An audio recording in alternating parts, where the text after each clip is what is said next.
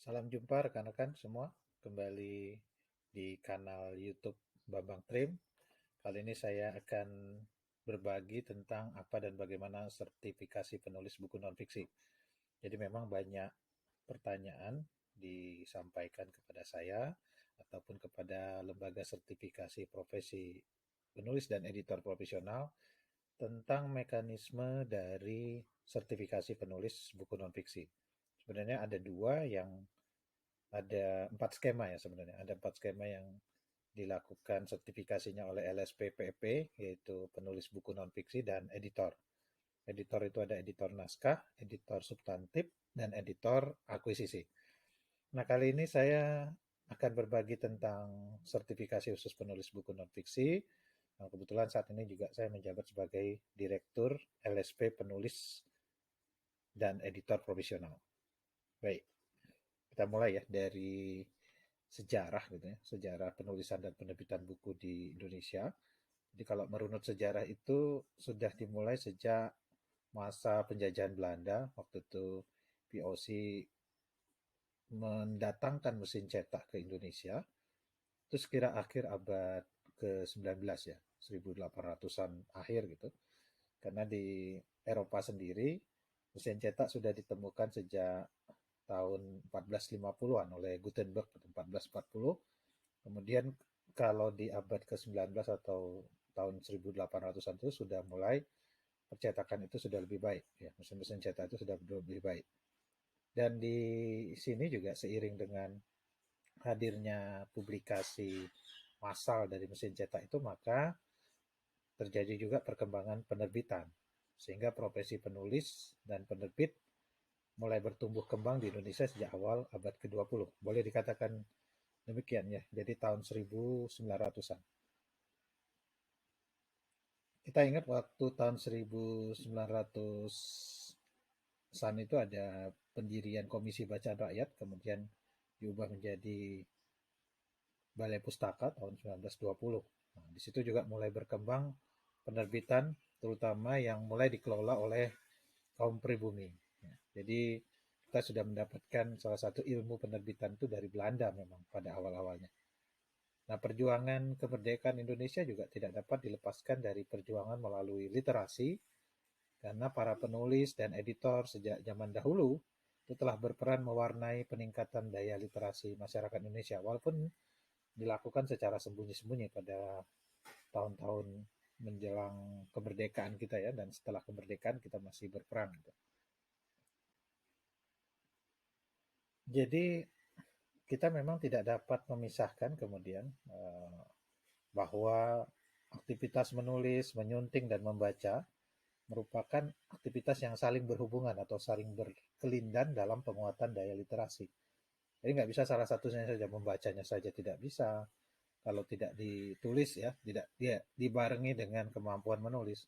Kemampuan menulis juga tidak akan berkembang kalau tidak dibarengi dengan kemampuan membaca.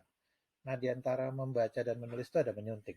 Nah, inilah yang memerlukan ilmu, keterampilan, pengetahuan tersendiri di dalam konteks pendidikan kita, baik formal maupun non-formal. Sehingga kemudian akan lahirlah para penulis buku, akan lahir juga para pembaca buku yang potensial. Potensial karena mereka akan membangun kecerdasan tersendiri gitu ya. Dalam hal ini disebut sebagai bangsa yang literat atau masyarakat yang literat. Nah, usaha untuk jadi setelah tahun 1900-an itu penulis terus lahir di Indonesia sampai sekarang kita sudah hampir ya sudah 75 tahun merdeka gitu ya. Di profesi penulis ini kan berkembang terus ya. Tapi selama ini memang kadang tidak dianggap profesi. Jadi banyak sekali artikel atau materi-materi yang menyatakan oh, penulis ini profesi apa bukan sih gitu ya. Kalau jadi penulis itu apakah dapat dijadikan tulang punggung gitu ya, tulang punggung usaha ataupun tulang punggung profesi. Nah, khusus di dalam penerbitan buku, maka usaha memartabatkan ini muncul ketika pemerintah akhirnya mengesahkan Undang-Undang Nomor 3 Tahun 2017 tentang sistem perbukuan. Lalu disusul oleh PP Nomor 75 Tahun 2019 tentang peraturan pelaksanaan sistem perbukuan. Nah, ini merupakan era baru dalam dunia penulisan dan penerbitan buku di Indonesia, dan ini juga mendorong munculnya kekuatan atau kukuhnya profesi penulis, editor, ada 10 profesi yang disebutkan di dalam undang-undang. Nah, saya ingin ingin berasumsi ya, bagaimana dalam hal ini mengapa minat baca masyarakat Indonesia itu rendah ya. Karena memang sebab tak ada buku yang menarik untuk dibaca. Itu seperti telur dan ayam. Jadi orang nggak mau baca karena bukunya nggak menarik. Kemudian pertanyaannya, mengapa bukunya tidak menarik untuk dibaca? Ya karena penulis dan penyuntingnya tidak kompeten.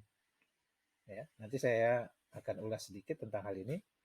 Mengapa penulis dan penyunting tidak kompeten? Karena memang jarang dibina, baik dalam pendidikan formal maupun dalam pendidikan non formal. Mungkin Anda lihat banyak sekali sekarang ini pelatihan menulis gitu ya. Tapi apakah pelatihan menulis itu standar gitu ya? Standar dalam arti memang mengajarkan standar dan kaidah atau kode etik yang benar atau tidak gitu. Nah, ini yang harus kita lihat dari perkembangan keilmuan dalam penulisan dan penyuntingan. Jadi ketidakkompetenan penulis dan editor itu dapat menyebabkan buku-buku menjadi terbit tidak bermutu lagi, gitu ya. Nah, berdasarkan data pengajuan ISBN, ini saya peroleh datanya dari Perpusnas Republik Indonesia, Perpustakaan Nasional, itu tahun 2020 kita itu punya pengajuan itu sampai 112.263 judul buku. Jadi kalau berdasarkan hitungan UNESCO bahwa negara maju itu punya 500 judul untuk per 1 juta penduduk, sebenarnya kita sudah melampaui gitu ya. Jadi, nah hanya masalahnya ISBN itu tidak menunjukkan mutu buku, tidak merefleksikan mutu buku. Jadi banyaknya buku sampai 112.000 per tahun ini, itu belum tentu buku yang bermutu. Bahkan saya boleh menengarai banyak buku yang tidak bermutu terbit. Karena apa? Karena pertama, teknologi memudahkan orang menulis buku. Kedua, teknologi juga membuat menulis buku itu atau menerbitkan buku itu menjadi murah.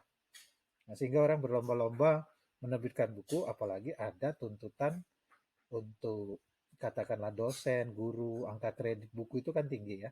Termasuk ASN yang fungsional seperti peneliti, dia harus menulis buku. Gitu. Tapi apakah buku itu bermutu atau tidak? Ya tidak menjadi satu kajian gitu, sehingga banyak buku yang asal terbit ya, asal terbit muncul ya itu, maka kita mendapatkan angka 112.263 judul yang bahkan pada saat COVID ini meningkat dari 2019. Ini 2020. 2019 tuh kalau nggak salah masih di angka 96 ribuan. Tapi sekarang di 2020 malah naik meningkat. Tapi kan ini kontradiktif dengan penjualan buku itu sendiri yang pada masa COVID kita mengalami penjualan yang tidak baik gitu ya. Malah minus kalau di toko-toko buku besar itu jejaringnya.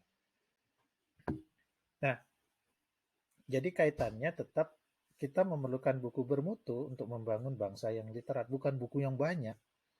Ya, banyak saja tidak cukup, tapi harus bermutu. Nah, di PP nomor 75 tahun 2019 ini dimuat gitu ya.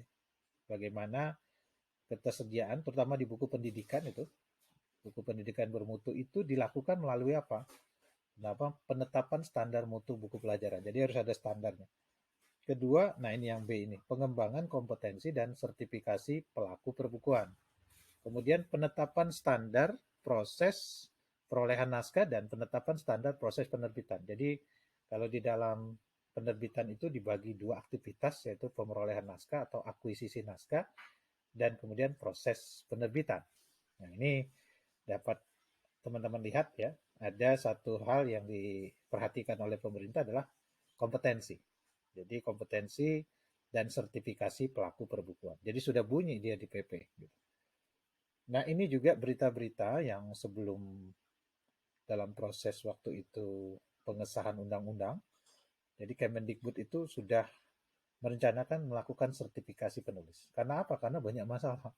Di buku pelajaran sekolah itu banyak sekali buku-buku yang bermasalah, terutama melanggar kepatutan, ya. Melanggar legalitas apalagi, yang kasus plagiarisme dan sebagainya. Ya.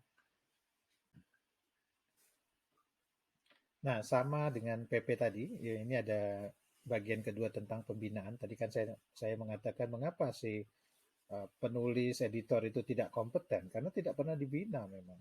Nah, saat ini dorongan di PP memang pemerintah harus melakukan pembinaan. Pembinaan profesionalitas kepada penulis, penerjemah, penyadur, editor, desainer, dan ilustrator itu disebutkan. Nah, pembinaan profesionalitas ini dilakukan melalui peningkatan kompetensi, pembinaan organisasi profesi, jadi semua penulis, penerjemah, editor, ilustrator, desainer didorong untuk membentuk organisasi profesi. Tidak masalah organisasi profesinya ada 1, 2, 3 gitu ya. Kemudian pengembangan standar kompetensi kerja nasional Indonesia, SKKNI, ini kita kenal ya. Dan ini juga menjadi satu hal yang baru mungkin di Indonesia ini untuk menyusun standar kompetensi kerja nasional ini. Dan ini harus difasilitasi oleh pemerintah gitu ya. Kemudian pengembangan sistem sertifikasi. Ya, jadi sistem sertifikasi yang selama ini dibangun oleh Badan Nasional Sertifikasi Profesi, tentu pusat perbukuan, dalam hal ini lembaga perbukuan yang ada di bawah Kemendikbud, itu akan melakukan pengembangan sistem sertifikasi.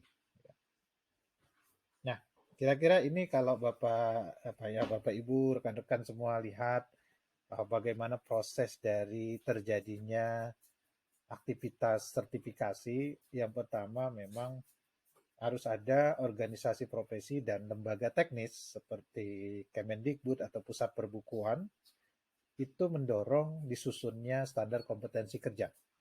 Ada yang namanya SKK, Standar Kompetensi Kerja Khusus, ada yang namanya SKKNI, Standar Kompetensi Kerja Nasional Indonesia. Ya.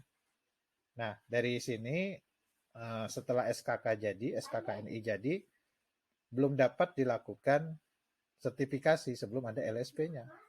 Jadi ada lembaga sertifikasi profesi namanya LSP yang disahkan oleh BNSP. Kalau SKK dengan SKKNI, SKKK ya, dengan SKKNI itu disahkan oleh Kemnaker. SKKK disahkan oleh Dirjen, kalau SKKNI disahkan oleh Menteri. Nah, baru kemudian LSP itu disahkan, dilegalisasi oleh BNSP namanya, Badan Nasional Sertifikasi Profesi. Nah, kemudian LSP akan mengajukan yang namanya skema, paket-paket sertifikasi. Dan barulah dilakukan uji kompetensi. Jadi dasarnya SKK dan SKKNI dulu. Kalau saya ibaratkan, standar kompetensi ini ibarat kurikulumnya gitu ya, ibarat silabusnya untuk melaksanakan uji kompetensi. Nah, kadang-kadang orang dilatih juga berdasarkan SKKNI. Makanya di Kemnaker itu ada istilah pelatihan berbasis kompetensi. Berarti pelatihan itu berdasarkan kurikulum atau silabus yang menggunakan SKKK atau SKKNI. Ya, itulah kira-kira ya. Nah, terkait dengan bidang penulisan atau penerbitan, saat ini sudah ada beberapa SKKK dan SKKNI. Nah, kalau yang pertama adalah SKKK penulis buku non-fiksi Penpro. Ini karena asosiasi yang pertama melakukan inisiasi menyusun standar kompetensi itu Penpro, Perkumpulan Penulis Profesional Indonesia, yang pada tahun ini rencananya diubah menjadi Perkumpulan Penulis dan Penyunting Profesional Indonesia. Jadi dua profesi disatukan. Jadi Penpro punya SKKK penulis buku non-fiksi dan SKKK editor buku. Satu lagi Penpro juga menyusun SKKK penulisan ilmiah. Jadi sudah ada 4 ya, dan kemudian penerbitan ilmiah. Nah, Penpro punya 4 standar kompetensi kerja khusus. Nanti saya jelaskan standar kompetensi kerja khusus bedanya dengan SKK ini apa. Khusus untuk penerbitan buku, maka ada SKKNI nomor 124 tahun 2018 tentang penerbitan buku. Dan satu lagi ada SKKNI nomor 14 tahun 2019 bidang sejarah. Nah, ini bidang sejarah menarik. Jadi ada uji kompetensi untuk penulis sejarah. Nah, jadi penulis sejarah juga harus punya sertifikasi sebelum dia mampu ditugaskan untuk menulis biografi, menulis autobiografi, menulis sejarah perusahaan, sejarah kota, atau sejarah yang lain, itu memang dia harus memiliki sertifikat. Nah, ini perbedaan SKKK dan SKKNI. Jadi SKKK ini hanya dapat digunakan oleh LSP di lingkungan asosiasi profesi, nggak boleh digunakan secara luas, kecuali dapat izin. LSP PEP punya SKKK, dia berhak melakukan uji sertifikasi dengan standar kompetensi kerja khusus itu. LSP lain tidak berhak, kecuali mendapatkan izin. Dan yang diuji itu pasti anggota profesinya. Ya, jadi mereka yang mengikuti uji kompetensi di LSPPP itu otomatis juga anggota Penpro gitu. Nah, kemudian disahkan oleh SK Dirjen Pembinaan Pelatihan dan Produktivitas Kementerian Ketenagakerjaan. Beda dengan SKKNI. SKKNI dapat digunakan secara bebas karena sudah jadi nasional, nggak terbatas gitu ya. Jadi LSP yang lain boleh menyusun skema berdasarkan hal ini. Kemudian dia disahkan oleh SK Menteri. Kedudukannya bagaimana? Ya sama-sama kuat. Sertifikatnya sama-sama berlaku secara internasional, tidak ada pembeda. Hanya pembedanya itu penggunaannya gitu ya. Penggunaannya saja.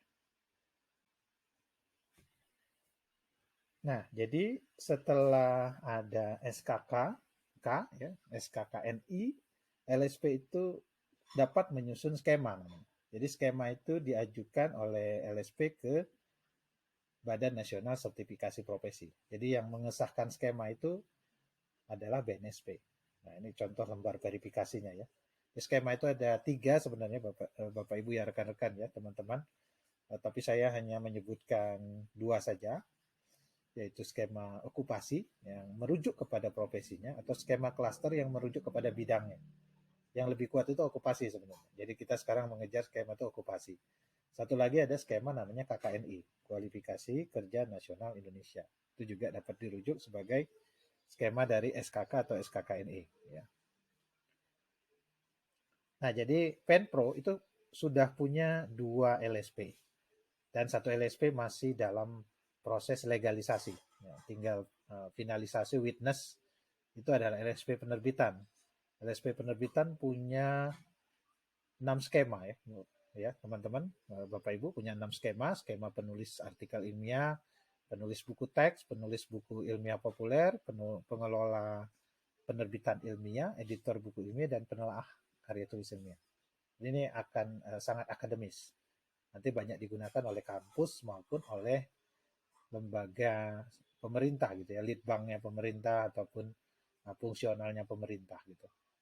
Nah, sedangkan LSPPP saat ini punya 4 skema, skema penulisan buku non-fiksi, penyuntingan naskah, penyuntingan akuisisi, dan penyuntingan substantif.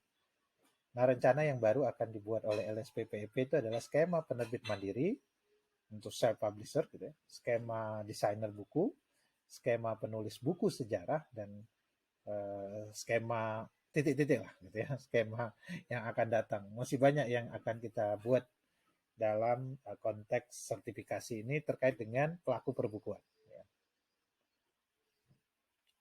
Nah, di sini Bapak, Ibu, rekan-rekan bisa lihat bagaimana pengesahan dari SKK ya, standar kompetensi kerja khusus yang dilakukan oleh Direktorat Jenderal Pembinaan Pelatihan dan Produktivitas Kemnaker.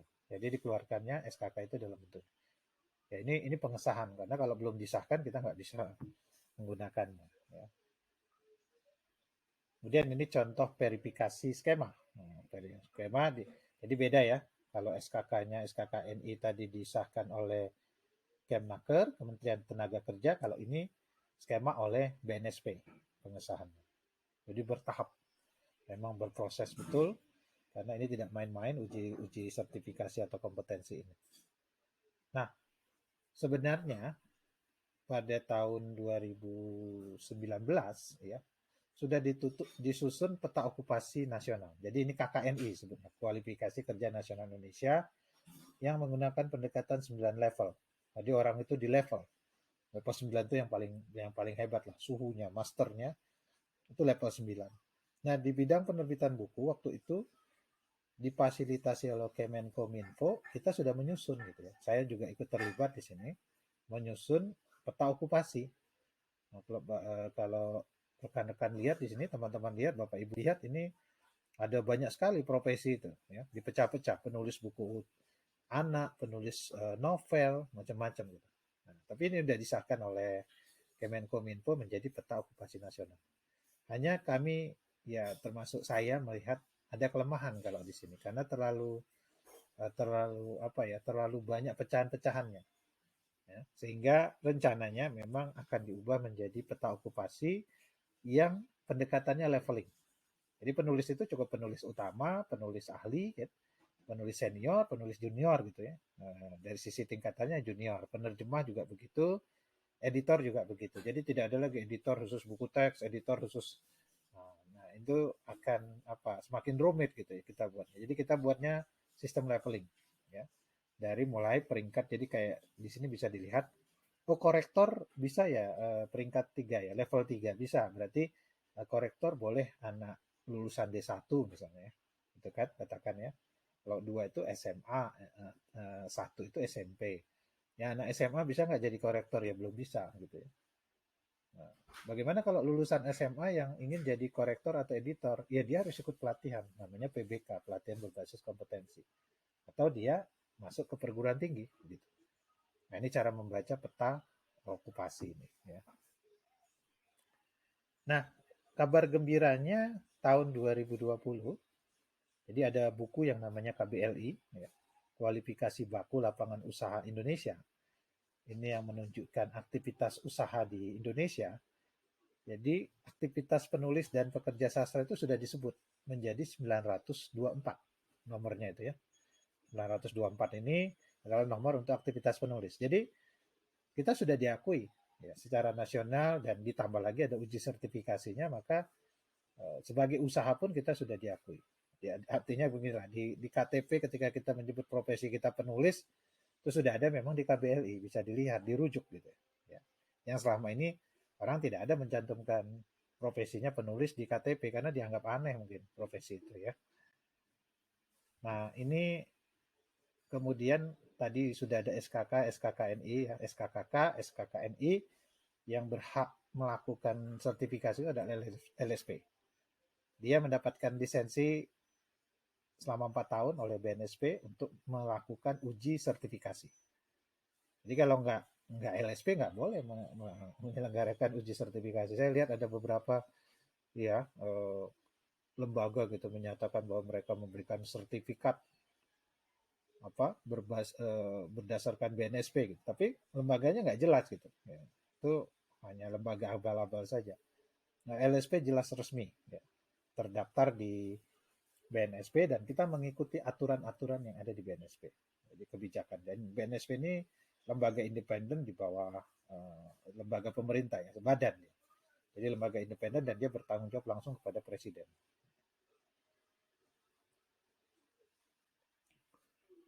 Nah, bagaimana proses sertifikasi? Sebenarnya proses sertifikasi ini boleh dibilang ya bersistem ya. Panjang juga enggak, dibilang sulit juga enggak. Yang pasti ada sistemnya, mulai dari pendaftaran ya, kemudian mengirimkan syarat-syarat seperti KTP ya, atau kartu identitas, kemudian juga mengirimkan ijazah kalau ada gitu ya, kemudian sertifikat pelatihan, dan beberapa persyaratan lain yang nanti akan divalidasi oleh tim di LSP.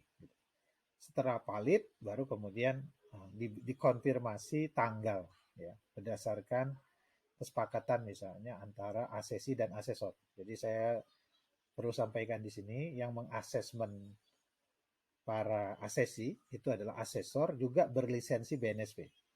Nah, jadi di bawah LSPPP ini sekarang ini ada 90-an asesor, walaupun tidak semuanya aktif ya. Dan mereka lah yang mendapatkan penugasan dari LSP untuk melakukan asesmen. Nah, kemudian setelah waktu ditentukan, maka dilaksanakanlah uji sertifikasi. Dan uji sertifikasi itu ada dua. Ada yang betul-betul uji kompetensi dengan soal, ada juga uji portofolio. Jadi portofolio ini diberlakukan untuk mereka yang sudah sangat berpengalaman, sudah punya karya, sehingga mereka hanya cukup diwawancarai, atau yang kedua melalui bedah buku, bedah karya gitu ya. Nah, sekarang kita menerapkan memang semuanya paperless. Jadi LSPPP sudah dari awal itu tahun 2019 LSPPP ini berdiri, kemudian kita melaksanakan 2019 itu langsung dipercaya melaksanakan PSKK ya, program sertifikasi kompetensi kerja dari BNSP itu sampai 2.000 orang gitu ya, pelaksanaan sertifikasi kompetensi kerja. Nah itu sampai 2020 kita kena COVID, agak bermasalah juga karena selama ini sertifikasi uji kompetensi dilakukan tatap muka. Begitu COVID kan nggak bisa. Ya, PSKK itu dilakukan prokes ketat, maka kita bisa melakukan sertifikasi, tapi jumlahnya menurun setengahnya ya, sampai 50%, hanya tinggal 1.000 orang. Tahun 2021 juga sama, nah, tapi alhamdulillah sampai tahun 2021 kami sudah melakukan sertifikasi kompetensi itu untuk 6.000 orang, penulis dan editor. Terbanyak adalah penulis. Ya. Nah, 2019 setelah manual itu PSKK kita langsung melakukan menggunakan aplikasi gitu ya. Jadi sistem pendaftaran itu semua sudah paperless, tidak lagi pendaftaran menggunakan kertas gitu. Jadi rekan-rekan Bapak Ibu sudah dimudahkan dengan itu. Baru kemudian 2020 karena COVID, maka kita mengajukan sertifikasi daring dan akhirnya kita disahkan dipalidasi dan diberi legalitas oleh BNSP untuk melaksanakan sertifikasi daring menggunakan Zoom, menggunakan aplikasi Zoom. Nah ini, jadi LSPPP salah satu yang diantara kalau nggak salah sekira seratusan LSP yang mendapatkan validitas ya, mendapatkan validasi disahkan untuk menyelenggarakan sertifikasi secara daring. Nah, jadi lebih mudah lagi buat Bapak Ibu rekan-rekan semua. Kalau mau sertifikasi yang reguler itu bisa dapat melalui daring atau menggunakan Zoom dengan waktunya bebas gitu, asal dapat konfirmasi dengan asesor, jadi saling kompromi gitu waktunya. Nah itu bisa melakukan sertifikasi secara daring. Ya. Nah ini yang seperti yang tadi saya sampaikan, ada sertifikasi tatap muka gitu ya, tatap muka kadang-kadang disatukan semuanya tatap muka. Itu dilakukan sebelum COVID-19. Tapi begitu ada COVID-19 maka kita hanya mampu melakukan secara daring karena ada prokes kan. Kalau saat ini mungkin tidak masalah, tapi setelah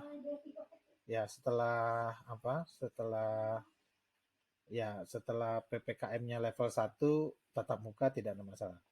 Tapi kita juga akan melihat situasi ya. Kalau misalnya agak beresiko, kita tetap melakukannya secara Zoom. Tapi Zoom ini membuat orang juga lebih mudah gitu ya. Karena kami juga menerima banyak permintaan untuk melakukan uji sertifikasi geriaan atau in-house di kampus-kampus, dan itu dilakukan secara daring. Pelatihannya tatap muka, ada juga uji sertifikasinya tatap muka. Ada juga pelatihannya daring, sertifikasinya juga daring menggunakan aplikasi Zoom. Nah, ini yang sering ditanyakan pada awal-awal juga ada penentangan terhadap sertifikasi ini, ya itu wajar saja. Di beberapa bidang atau bahkan hampir sebagian besar bidang yang melaksanakan sertifikasi, itu memang ada penentangan gitu, termasuk dulu di perhotelan gitu. Hanya kita tidak memaksa orang untuk ikut sertifikasi sebenarnya. Jadi sertifikasi ini kan pengakuan, penghargaan ya terhadap karir juga. Bahkan saat ini teman-teman yang memegang sertifikasi juga dapat mengikuti beberapa proyek pemerintah yang mengharuskan ada sertifikat keahlian, termasuk juga dari sisi tarif juga meningkat gitu ya. Ada beberapa testimoni yang saya peroleh ketika mereka mengajukan sertifikat itu, mereka mendapatkan benefit lebih. Jadi nggak perlu disampaikan lagi, ini sudah 3 tahun berjalan, sehingga yang menolak sertifikasi pun tidak ada paksaan gitu. Ya, tidak ada mereka sudah ahli, sudah ini ya, tidak ada masalah dengan itu gitu. Tapi ketika ada prosedur misalnya di dalam pemerintah misalnya mengharuskan, misalnya ketika mereka mau naik pangkat jabatan ada sertifikat keahlian ya ini. Jadi sangat membantu terutama bagi anak-anak vokasi gitu ya. Saya sendiri dosen vokasi di Politeknik Negeri media kreatif, polimedia di prodi penerbitan. Ya, mahasiswa saya harapkan mereka mendapatkan sertifikat keahlian di samping ijazah. Gitu. Kadang-kadang ada yang mengatakan kok sudah belajar ijazah di, ya, tapi kan perlu diuji yang lebih konkret gitu. Dan uji yang lebih konkret itu memang uji dengan SKKNI. Makanya apa ya, sangat disayangkan jika RPS itu rencana pembelajaran semester silabus di kampus itu, terutama vokasi tidak sinkron dengan SKKK atau SKKNI. Nah, sering terjadi ketika mereka diuji SKKNI, diuji sertifikasi justru nggak lulus, padahal sudah belajar 3 tahun gitu. Nah, ini juga menjadi perhatian kita, ya. Jadi perlu pemahaman memang tentang sertifikasi profesi ini. Saya merintisnya juga karena kesadaran sendiri, saya sudah 25 tahun lebih berada di industri perbukuan. Saya merasa profesi ini kadang dihargai, kadang enggak gitu loh. Jadi perlu posisi tawar dengan adanya sertifikasi ini. Ya, saya mungkin berseloroh saja ketika ada yang menentang, ya mungkin menentang karena tidak tahu dan memang tidak hidup dari industri perbukuan gitu ya. Kalau saya hidup dari sini gitu. Sangat sangat berharap ini ada gitu, ada standarisasi, ya baik standarisasi tarif maupun standarisasi proses. Gitu. Sehingga tadi begitu ada orang yang mengaku sebagai penulis buku atau editor, ya kalau sekarang gampang. Begitu dia ngedit, dia ngaku jadi editor, tapi dia nggak pernah diuji gitu. Benar nggak dia ngerti tentang ilmu editing, ilmu penyuntingan? Jangan-jangan nggak ngerti gitu. Nah ini yang menjadi salah satu kegelisahan saya, sehingga saya merintis adanya sertifikasi ini. Gitu. Ya kira-kira demikian. Ya, kemudian, nah ini tantangannya ya. Tantangan sertifikasi perbukuan itu ada 4 saya sebutkan di sini. Pertama, bidang ilmu penerbitan tidak berkembang. Ya, hanya ada satu lembaga pendidikan formal yang tadi saya sebutkan, Polimedia, yang mengadakan prodi penerbitan. Kemudian pendidikan dan pelatihan penulisan serta penerbitan yang diselenggarakan secara non formal itu nggak semuanya pakai standar dan kaidah. Ya yang ngajarnya juga nggak tahu standar dan kaidah bagaimana mau menerapkan. Sehingga mereka ya pokoknya sepengetahuan mereka penerbitan begini, penulisan begini.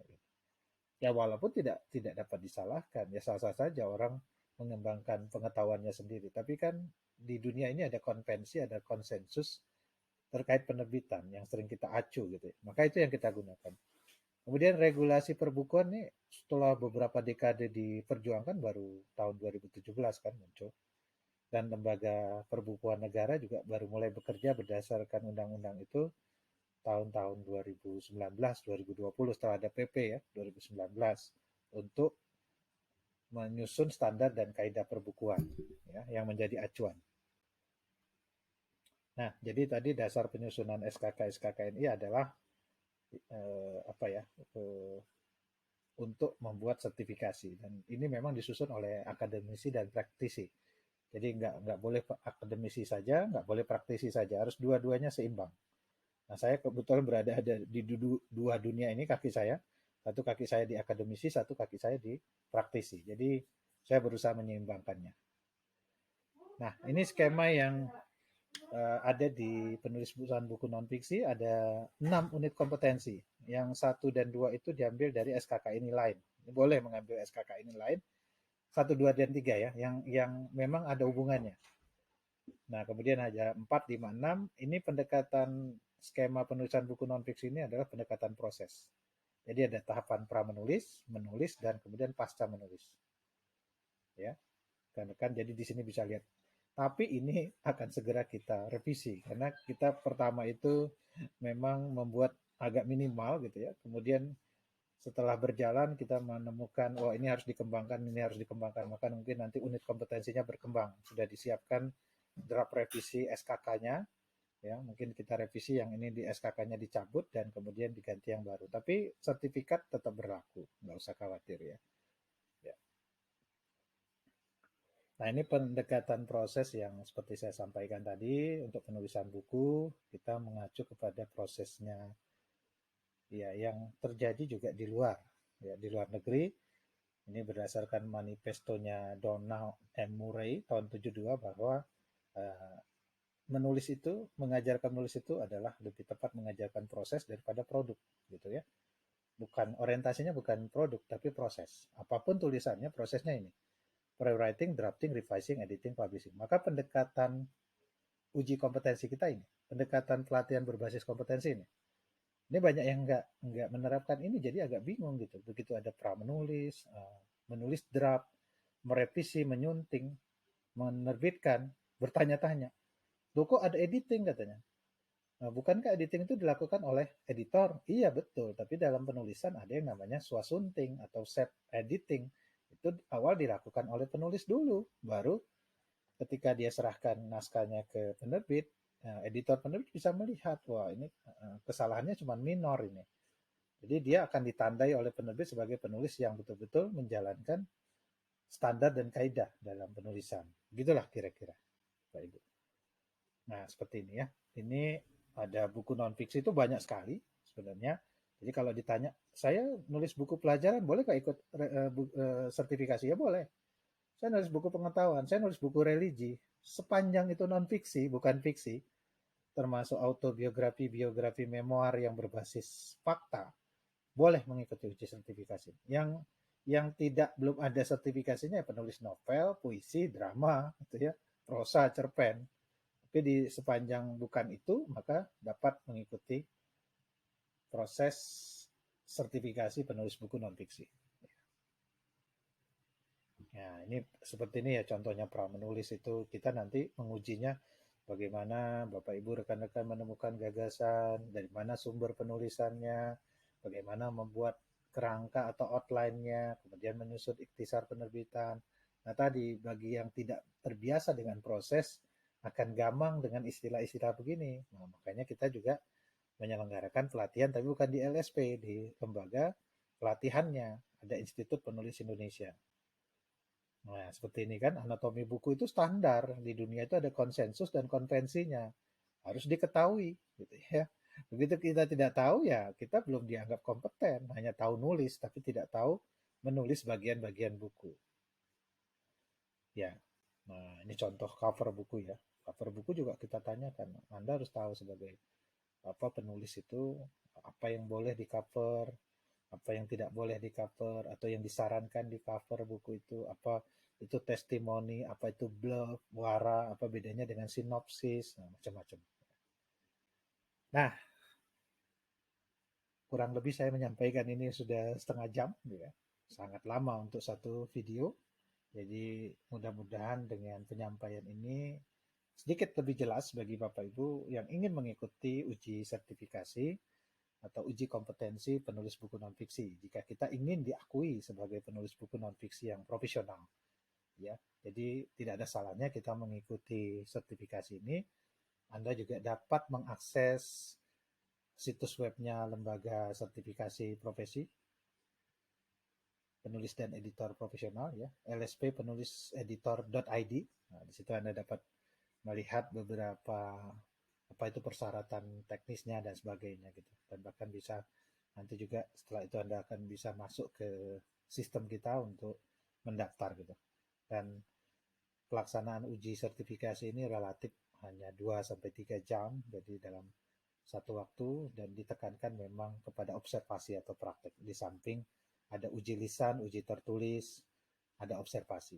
Nah, adapun yang uji portofolio hanya mengikuti wawancara dan ke depan itu kita merencanakan juga model bedah buku, ya, Bapak Ibu. Ya, demikian yang dapat saya sampaikan kepada teman-teman, Bapak Ibu semua tentang uji sertifikasi penulis buku non-fiksi. Jangan lupa subscribe kanal saya karena saya akan banyak berbagi. Ini awal bagi saya berbagi di YouTube. Sebenarnya saya sudah lama jadi memiliki akun YouTube, tapi baru saat ini saya akan mulai banyak berbagi tentang dunia penulisan dan dunia penerbitan khususnya buku. Termasuk nanti juga banyak kuliah-kuliah yang saya berikan dalam secara ringkas gitu kepada rekan-rekan semua di sini. Terima kasih. Assalamualaikum warahmatullahi wabarakatuh.